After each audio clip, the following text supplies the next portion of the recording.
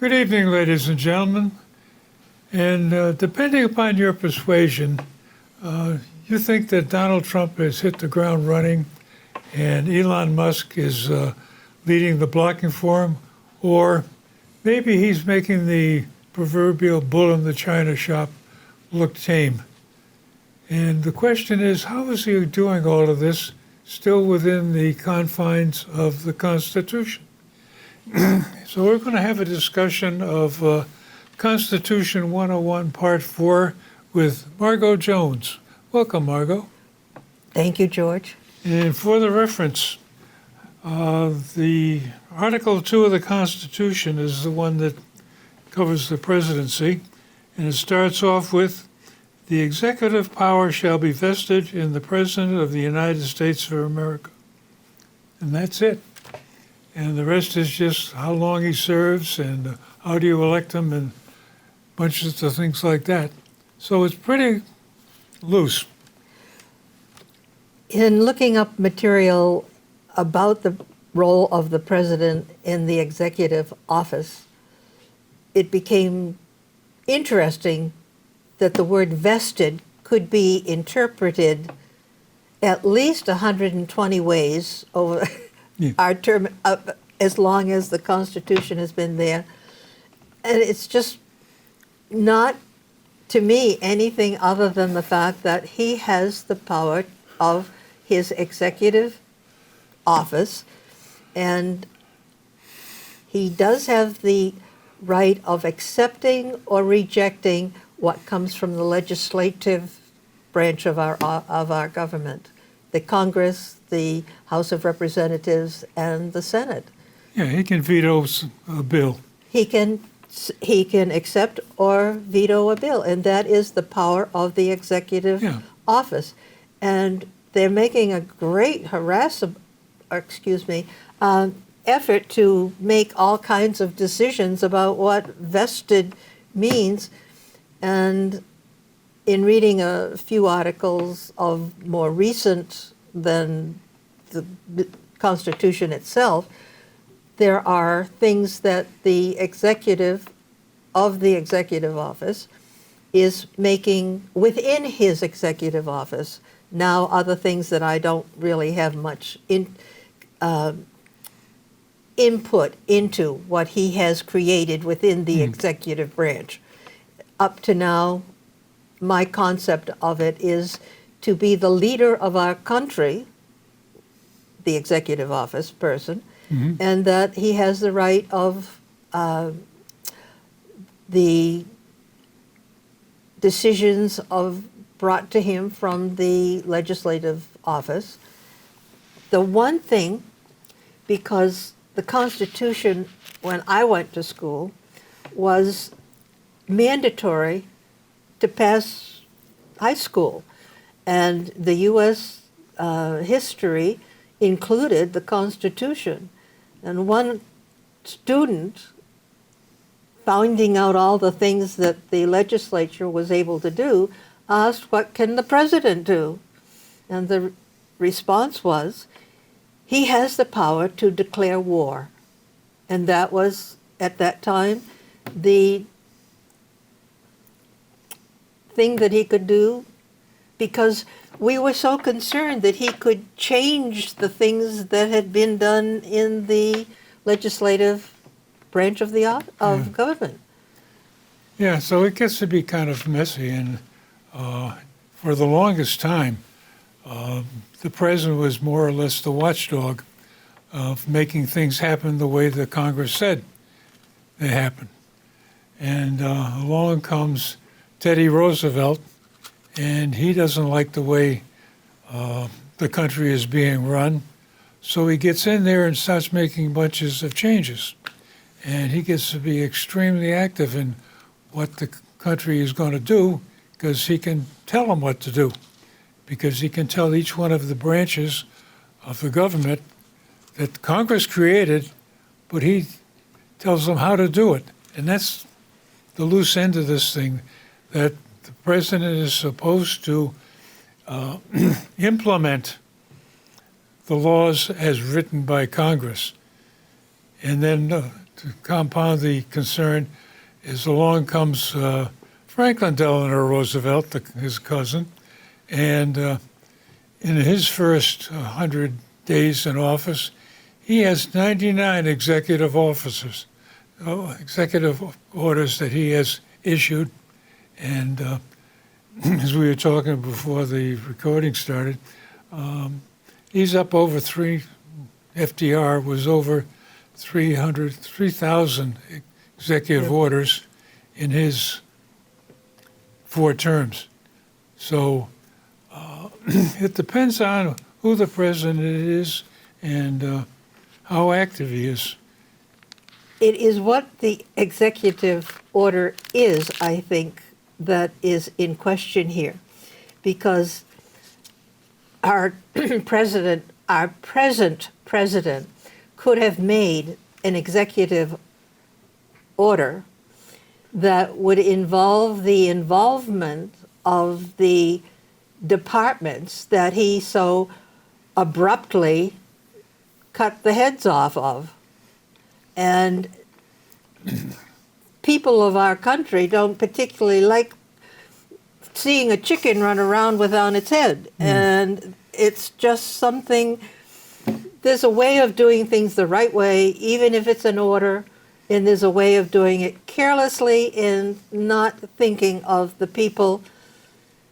These orders that affected so many departments within the province of legislature, not executive, were, I believe, gravely mistreated. And that comes to what was the very first order that he gave concerning the legislature. All the heads of security. Okay. See, it takes me a long time sometimes to get around to what I want to say. But the heads of security were the first to go in 18 departments. And why he took the choice of them is so that there would not be somebody that knew how things should happen. Oh, okay. It is not the way to get things done with the solving of the impact that was about to happen. And it is, to me, the first break of our Constitution that we really should make clear to the people that this was a violation of the Constitution in a very great way, because these people had been appointed by Congress to their position for a term of office that they held. They were not politically oriented people. They were people to help and work out anything. They were the shoulder to lean on of each of the departments. And as a result of this non-political, they were very dear to whatever department they were the head of. And their term could not be canceled unless the Senate or House of Representatives were not in favor, because their term was extended for years well beyond any voting system. And some had 6-year terms, some had 4-year terms. Out of the 18 heads that were cut off, excuse the expression, only one of them did not file a complaint against this action. Yeah. But that, to me, is a misuse of power against our Constitution. And what our Constitution is, will it live or will it die? And it is, to me, the very first thing. And then all the other over 2 million, almost 2 million people without any pre-knowledge, having their appointments denied, that they are fired. Yes, they were given an option of, you may stay in until the end of September, but you will leave at that point, or you will be terminated right away. And to me, that could have been done graciously with the aid of those people on whom they the president depends upon actions being taken within the legislature, not the House of Executive Power, and that all people should have recourse for their job. Many of the jobs that were cut, especially in the military, were offices well earned, and just because the president didn't like the opinion of people, they were fired. Mm-hmm. And to me, that is inexcusable in our day and age of what's right and what's wrong. That's making it's muddying the water. It's not keeping clear what it is that we are all about. It's the war of good versus evil, and right now that is not doing it the right way. That's doing it, if it's not good, then it must be the opposite. Well, the definition of right way gets to be somewhat confusing because the executive orders written by the president are not law. Correct. They are directions to how to operate the executive branch, which is supposed to be implementing the laws written by Congress and approved by the president. He signs off on them. And yes, President Trump has inherited a bunch of laws that he doesn't necessarily agree with, and he's pushing back. And he's using executive orders to push back. And in many cases, people are challenging these pushbacks with the courts. And you get into this funny game of we find a friendly judge who's on our side, and he gives an order to rescind or cancel the executive order. And this goes on, and slowly it works its way up to the Supreme Court. Well, that's going to take kind of like forever. So in the meantime, I think the point you're making is the country is in more than a little turmoil, trying to figure out who's next, what's next, and what's going to happen. And today was the day that all the tariffs were Imposed. promulgated. Okay. And that's going to be another free-for-all. So I guess the question is, how could somebody make some things happen? We got to make something happen. As we discussed before the recording started, the country is in tough shape. We owe more money on our national debt than the GDP, which means the amount of money we're making. The And- balance of the debt to the GP was, if you had a certain percent over here, then the debt was beyond the point of return. And right now we are beyond the point of Yeah. sanity. And I And the recognize- second piece of the game is there's something called Ferguson's Law that states that if the amount of money you're paying on interest on the debt is more than what you're investing in your defense, that's the law I was thinking of. Yeah. Yes. then you're not going to be a great power for long. Okay. And we broke Ferguson's Law this year, this year, sometime in there. So we got 2 strikes against us at least. Plus, we're still having a problem with what do we do with all these immigrants that came across the border and they're scattered all over the country. And Massachusetts, for instance, continues to have a problem. What are we going to do with them? Where can we put them? How can we help them? And the people of the country are upset because of the amount of money that has gone into taking care of them. Yes. And that is a contributing factor to the increase in the national debt. Yeah. So there are some real problems. And I guess the challenge for any new executive is how do I fix these problems? And part of the argument is that, well, on Trump's first term, he tried to fix some things, and he got an awful lot of pushback and people dragging their feet, and he couldn't get things done.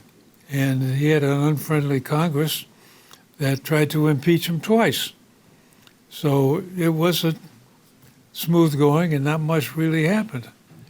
And this time, at least for 2 years, he's got a Senate and a House of Representatives that are nominally on his side, although they have some original thinkers in the There was a Democrat. few kickbacks about the opinion, about the actions that were taking place and how they were being done. Yes, That is one of the things that I'm primarily concerned with, that there are things that need to be done.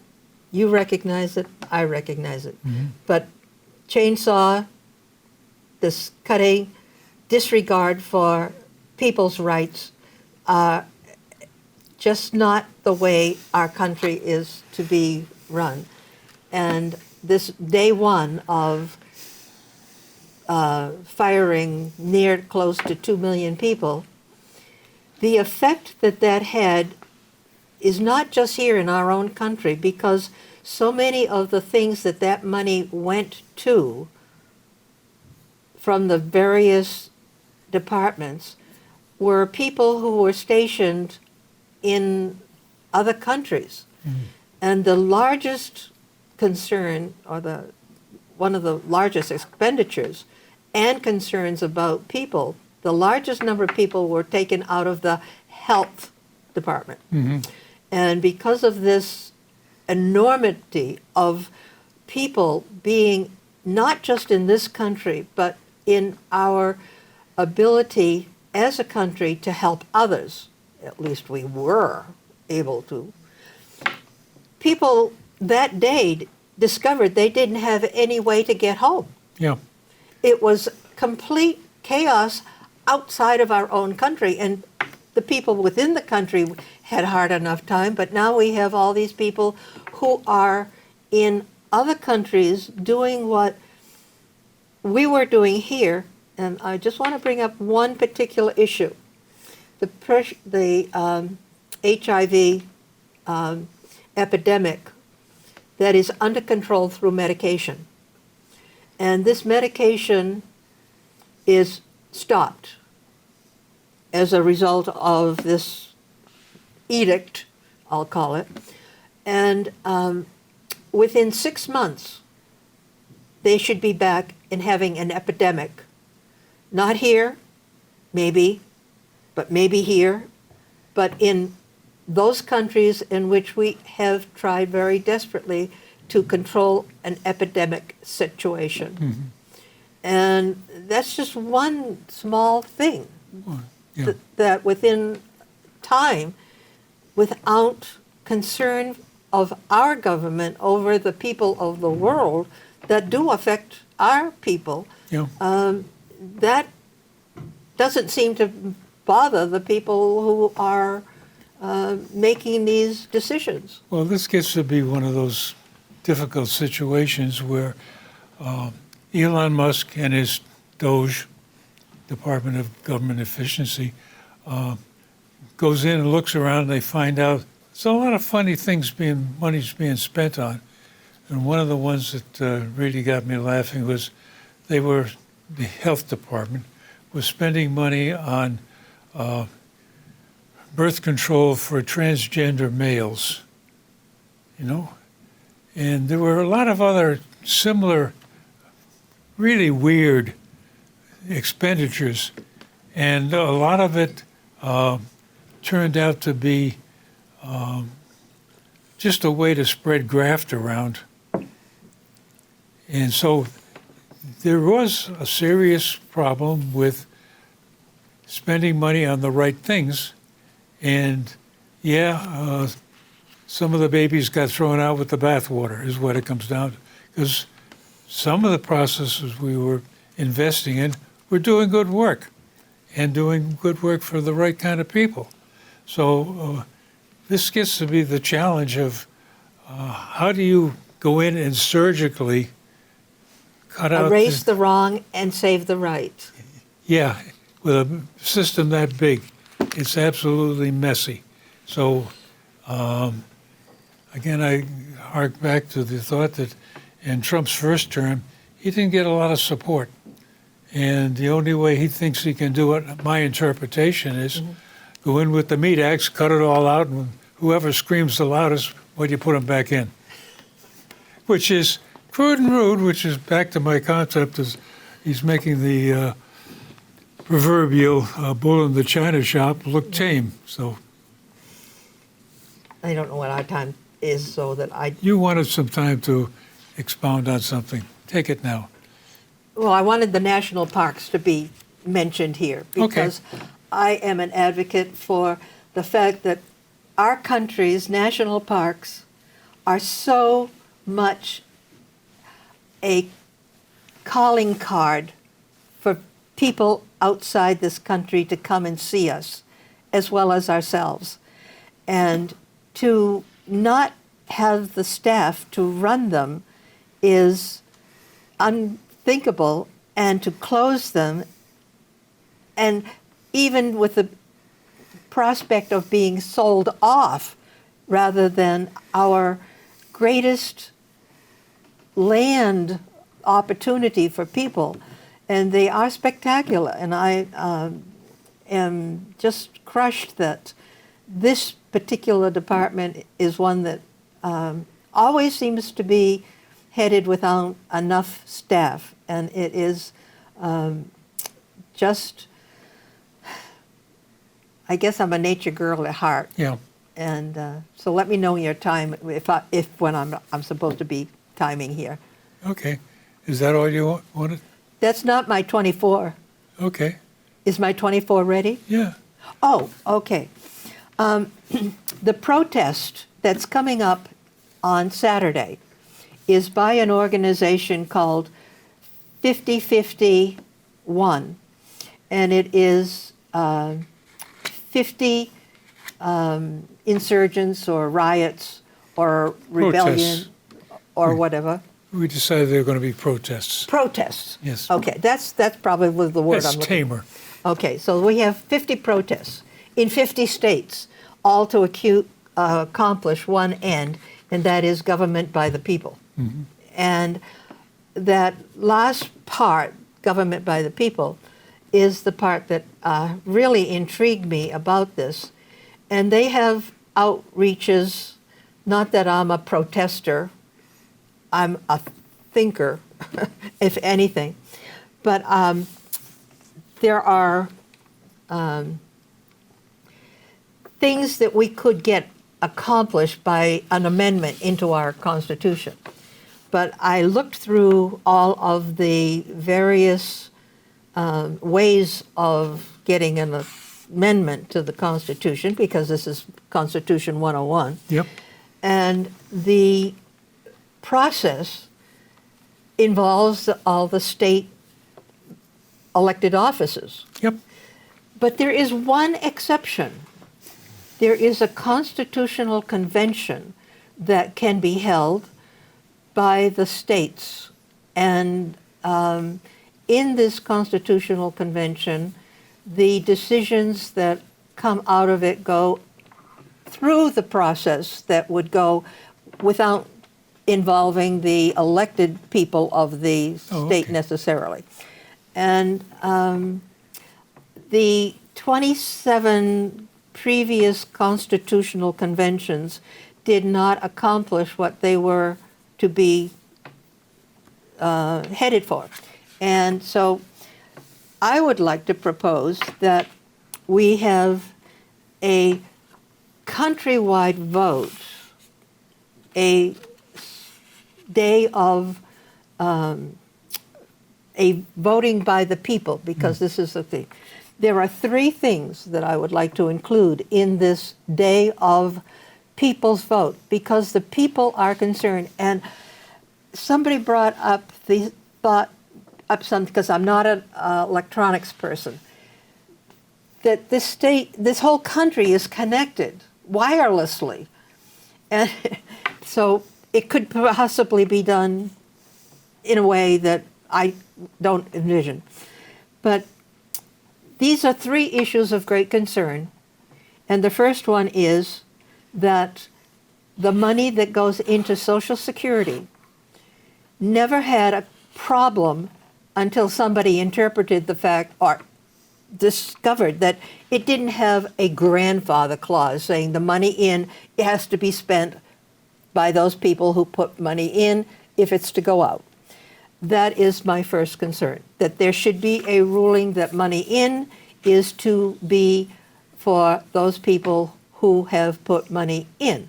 And they could be classified as people of this country, government people, because those people who are immigrants or that are workers without citizenship do have Social Security taken out of their pay. And I recognize that as one of the things, so that the wording of it was such. But Social Security should have, we had the faith that putting it in, we would dare to take it out. But it has been going in so many directions without reverse pay coming back to Secure. So that's number one. The second is the tariff that's coming about. Nobody has told us where the money that is coming in, because one, I didn't understand the logistics of it. Country bringing goods in pays our government to do that. Yep. There's our money. So this country has had to lose a lot of money, and it is going to charge the people buying what they brought over, and that's where the inflation comes in. Yep. Okay, so we have that all settled. So there's all that money coming in. And there was a conversation about where this tariff money was going to go, but not one mention of the fact that it was going to go to our national debt. And I would like to propose that the money coming in tariff would be used exclusively for the right, put it in. Yep. Money may be taken out, but not without repay. And that might be something that could be decided later. There's one other thing. The Voice of America broadcasting throughout the world being turned off after 74 years. That, to me, is how to lose one's status within the world, to not recognize that the people are being told what is good in the world, when so much they are hearing is not good in the world. And the people involved in it. And on that, we will have to plan another session. And thank you, ladies and gentlemen, for joining us. And if you got a comment, send me an email, or I'll make room for you here at the table. Stay tuned. We'll be back.